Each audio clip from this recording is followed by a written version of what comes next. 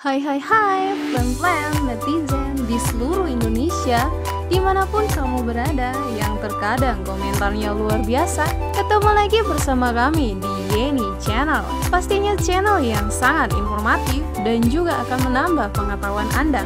So, kali ini jangan kemana-mana, kita akan membahas topik-topik menarik yang ada di seluruh dunia. Kemenangan atas Vietnam diperoleh melalui perjuangan tak kenal lelah dari Muhammad Ferrari dan kawan-kawan. Setelah imbang tanpa gol pada babak pertama, gol Marcelino Ferdinand membuat anak asuh Sintayong unggul pada menit ke-60. Gawat, Aditya Arya sempat kebobolan 2 kali pada menit ke-66 dan 79, sehingga Indonesia tertinggal. Mental saja, skuad Garuda Nusantara kemudian menghasilkan gol pertama.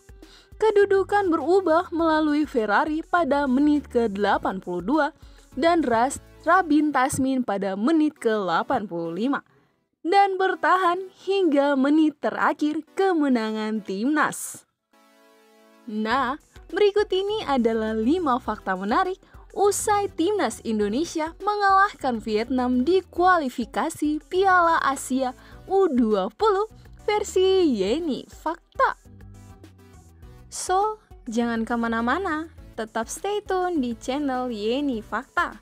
Karena bersama Yeni Fakta, kita akan mendapatkan informasi dan pengetahuan dari seluruh dunia. Yang pertama, kemenangan pada tahap kualifikasi. Indonesia selalu mencatatkan kemenangan bila bertemu Vietnam dalam kualifikasi Piala U20.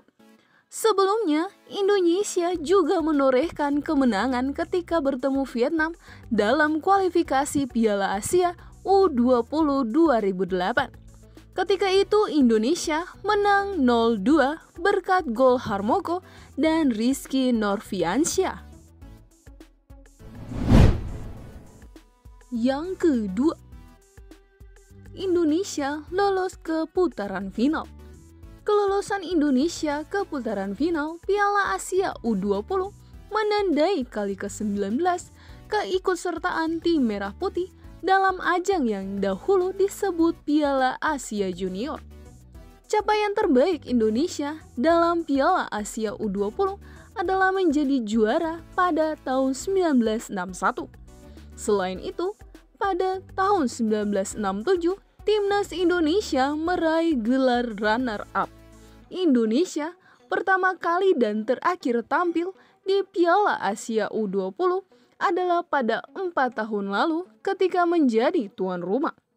Saat itu, anak asuh Indra Safdri melaju hingga babak perempat final.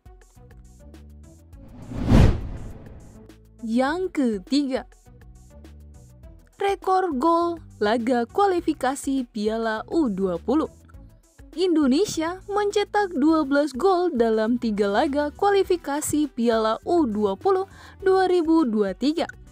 Catatan tersebut cukup baik jika dibandingkan negara-negara lain yang tergabung dalam grup berisi 4 negara lainnya. Indonesia hanya kalah dari Arab Saudi dan Korea Selatan yang begitu mendominasi grup lain. Sementara, jika dibandingkan dengan negara lain yang berisi 5 negara dalam satu grup, ada Jepang dan Jordania yang sudah mencetak 20 lebih gol. Tetapi, Indonesia tetap masuk dalam kualifikasi pencetak gol terbaik. Yang keempat, top skor timnas Indonesia U20. Terdapat 3 orang top skor di timnas Indonesia U20. Masing-masing 3 pemain tersebut mencetak 3 gol. Mereka adalah Hoki Caraka, Marcelino Ferdinand, dan Rabani Tasnim. Hoki mencetak hat-trick saat bertemu Timur Leste, sementara Marcelino 2 kali membobol gawang Hong Kong dan sekali menceploskan bola ke gawang Vietnam. Sedangkan Rabani mencetak masing-masing 1 gol ketika bertemu Timur Leste, Hong Kong, dan Vietnam. Selain 3 pemain itu, Pencetak gol lainnya bagi timnas Indonesia U20 adalah Muhammad Ferrari, Zanadin Faris, dan Afriyanto Niko. Yang kelima, kiper andalan timnas Indonesia U20. 3 gol bersarang di gawang timnas Indonesia U20 yang dijaga bergantian oleh Cahya Supriyadi dan Aditya Arya. Ketika Cahya tampil, gawang Indonesia tidak kebobolan. Namun, setelah Cahya harus digantikan karena bertubrukan dengan Berry Santoso, gawang Indonesia bobol sekali saat bertemu Hong Kong.